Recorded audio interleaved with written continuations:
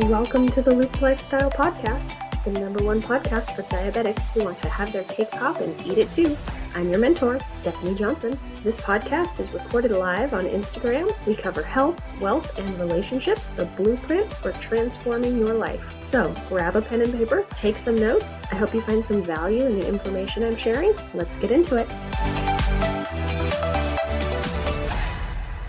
Welcome to Tilt, Transform Your Life Tuesday. I'm your mentor, Stephanie Johnson. My husband and I had reached a point in our relationship where we were just arguing all the time. It seemed like no matter what the topic of conversation, it always turned into an argument. Now, I'm not saying we were screaming and yelling and fighting, but there was just always an undertone of disagreement that was either conflict or at least felt like conflict. It got to the point where we felt like we were walking on eggshells anytime we were in the same room. And it didn't seem to matter where we were. Home, the grocery store, the garage gym. The conflicts kept coming up. A big complaint of my husband's is about the way I communicate, or rather, in his words, don't communicate. It doesn't matter that the fact is that I shut down when I feel uncomfortable and he had said something that made me uncomfortable. This kept causing a gridlock of our conversations. It wasn't until we realized that we were making 3 major mistakes that things started to change for us. The #1 mistake we were making was expecting the other person to change. It's easy to make a long list of things you want to change about someone else, but it's much harder to turn that energy toward yourself. I often found myself just giving up. I give up is my go-to phrase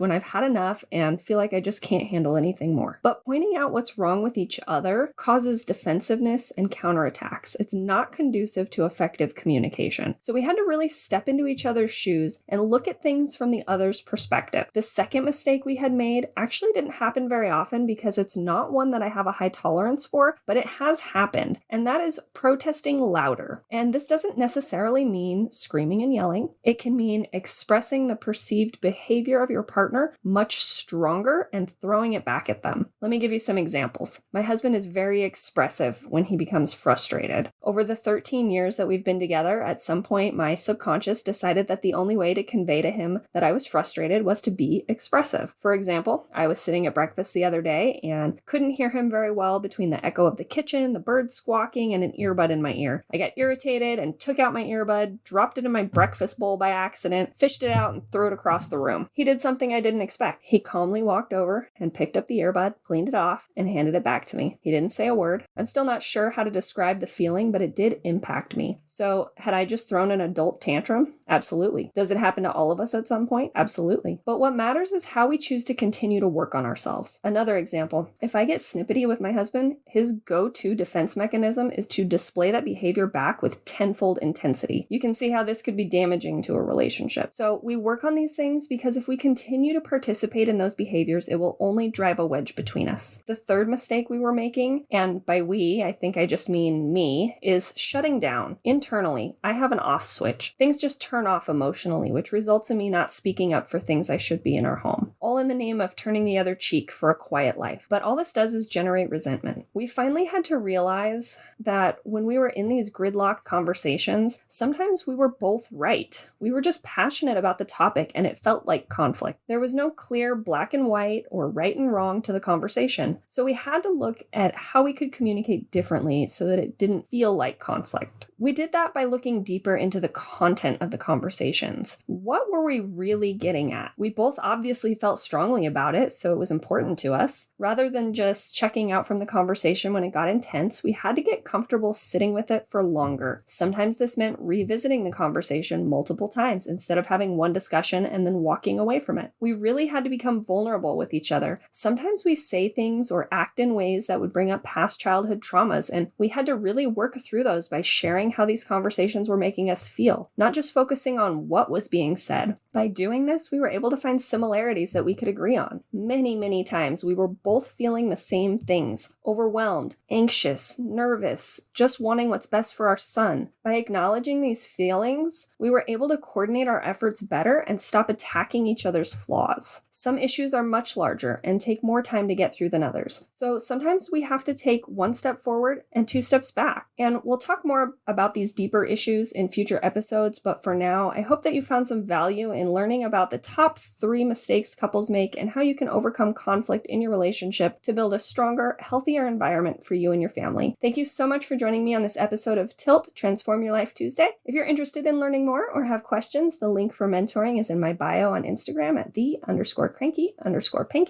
Fill it out and we'll have a chat to see if I can help. Have a great night and we'll chat soon.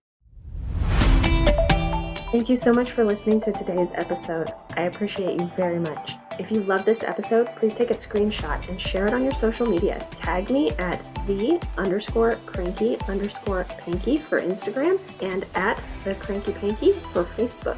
You can find the application for mentoring at the link in my Instagram bio at the_cranky_panky. Get your application in, we'll have a chat and see if the Have Your Cake Pop and Eat It Too program is right for you. Until next time, stay in the loop.